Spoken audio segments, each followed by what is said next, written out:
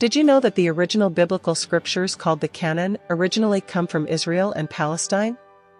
Did you know that early Bible scriptures date back to the year 400 BC before any Europeans arrived in that area? Did you also know that the original biblical scriptures were written on papyrus paper that were created in Egypt as far back as 3000 BC?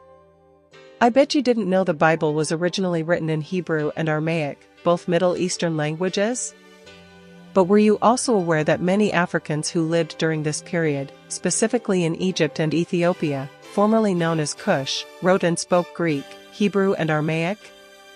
Has anyone told you that it was Africans, like Saint Athanasius, Saint Cyril, and Origen, all religious scholars from Egypt, that helped interpret the first biblical writings?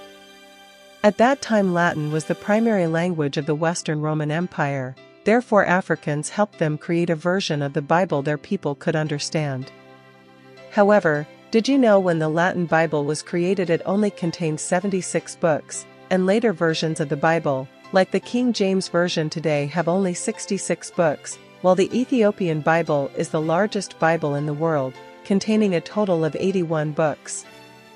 For years a number of the books in the Ethiopian Bible were not considered to be divine scripture by Catholic scholars throughout the world until evidence like the Dead Sea Scrolls were discovered in Judean caves in 1947.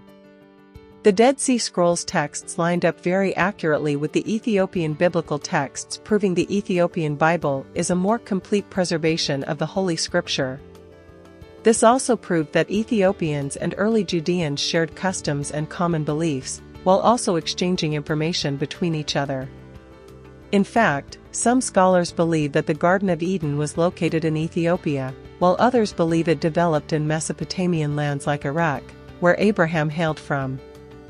Although places like the West Bank, Ethiopia, and Egypt are hundreds of miles apart, biblical records show that King Solomon was visited by an African queen, known as Queen Sheba, who he exchanged gifts and goods with.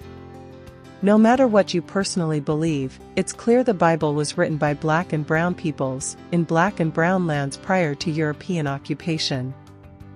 While Greeks like Homer were writing the Odyssey, which promoted the worship of many gods, Africans and Arabs were creating the first monotheistic religion in the world. Although many African and Arab lands have been colonized and divided, there is ample proof that Arabs and Africans have always shared common traditions, spoken similar languages, traded amongst one another, connected through marriage, and often resided in the same lands. Before the concept of racism was created, Abraham's son, Joseph, was a high advisor to an Egyptian pharaoh. Moses, a Hebrew by birth, was able to disguise himself as an Egyptian while he resided in Egypt as well, according to the Bible. This proves that Africans and Arabs from the beginning of time have lived as neighbors. History shows us that many years ago, Egypt was considered one of the most diversified places on earth, like America is today.